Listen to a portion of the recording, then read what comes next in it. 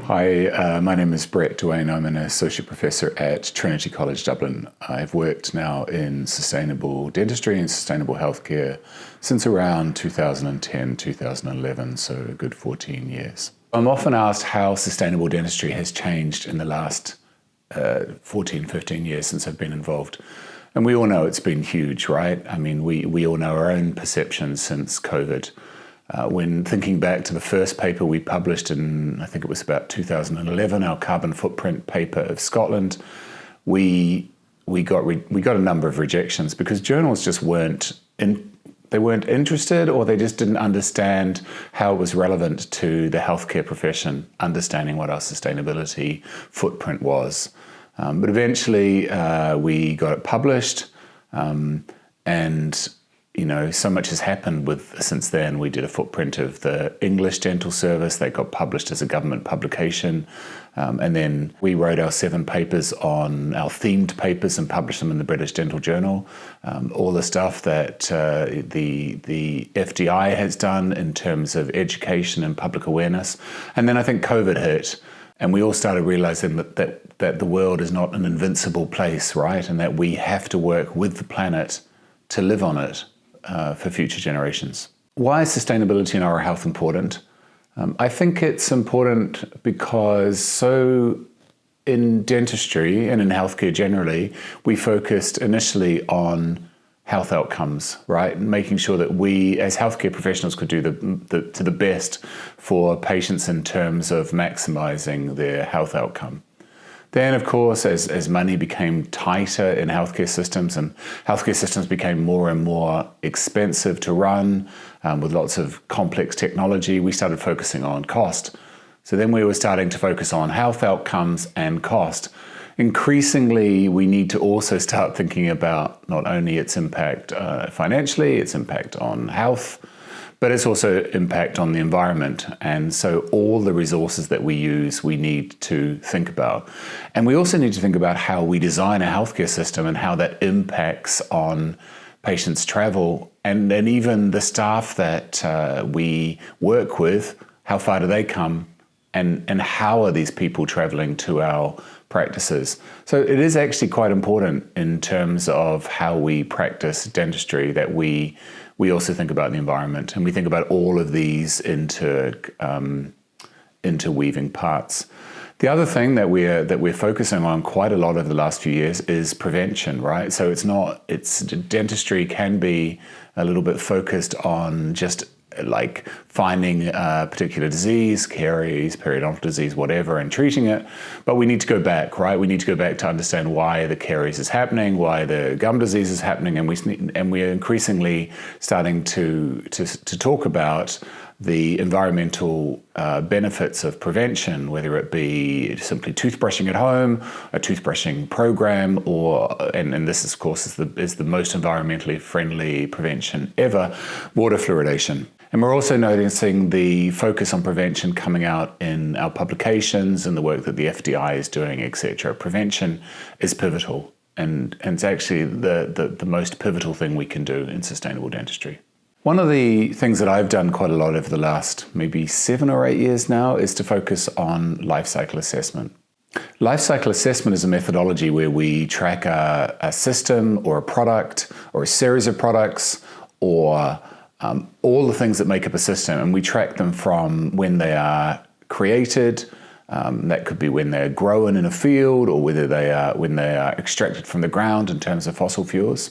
And we analyze all of the steps, all of the energy used, the packaging, the transportation, the use of the product, whether we clean it and sterilize it and reuse it again, or whether we throw it away. And we track all of that until its eventual disposal. And life cycle assessments, when we first started publishing them, we were finding our way and trying to understand what this means in terms of conveying to the reader what they need to know. And more recently, over the last few years, I'd say we're now increasingly starting to break the environmental footprint down of a system into its hotspots, so that a reader can look at a particular graph and go, oh, these are where the hotspots come from. And significantly, we're finding hotspots in terms of dentistry, as we know, in terms of it's mostly to do with the patient travel. So a pathway of care in dentistry, it all breaks down to how far the patient needs to travel. And if it's a really long appointment, that also then starts to bring in increasingly how far the staff needs to travel, because we allocate the staff travel to the product depending on how long staff spend on it.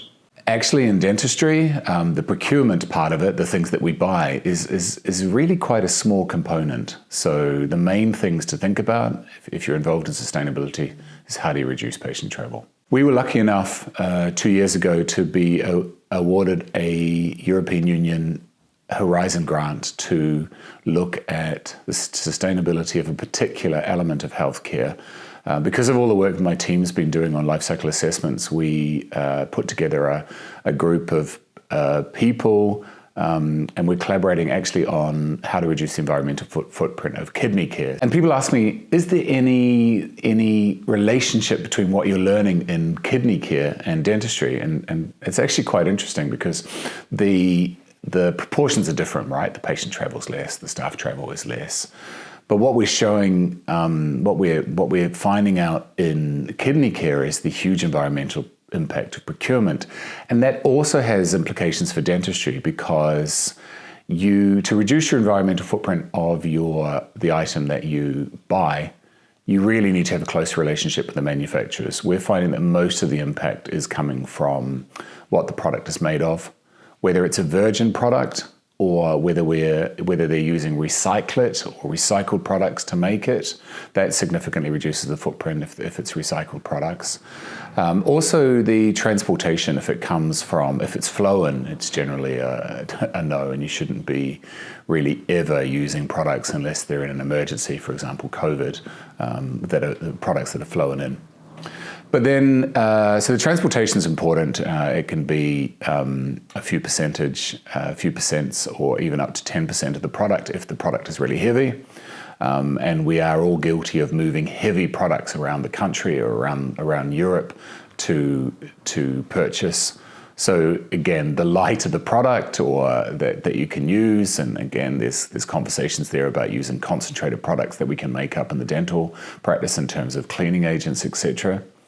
Packaging is a small amount, but also even manufacturers just moving to green energy. Again, it's not rocket science, right? But if all the manufacturers that produced our products across the world moved to green energy, we would instantly reduce our footprint by quite a lot. There's a lot going on there in kidney care. The other thing we've discovered is waste, and we all move our waste into yellow bags, and that gets burnt. Incinerating waste has a huge footprint, and a lot of this waste, even healthcare waste, it can be shredded, sterilized, and recycled, and that would be a significant reduction as well. In that process, recycling healthcare waste, you're not only going to reduce your procurement footprint, you're also going to reduce your waste footprint. Finally, I'm asked a lot about what are the quick tips that you can do. What is the elevator pitch, the message that you can tell somebody within 10-15 seconds to reduce their environmental footprint within dentistry? And I would say it's this, and I think we've already talked about this, right? Do anything you can to reduce patient travel. What can you do virtually? What can you do in one appointment that could take 2 or 3? What kind of tech can you use to reduce the footprint? Reduce the travel associated with your procurement, so buy locally if it's locally made. Switch to green energy. That's a huge reduction that you can make with the flick of a button. And finally, I think we need to closely work with our manufacturers to reduce the footprint of the products that we use, and that's a more difficult conversation.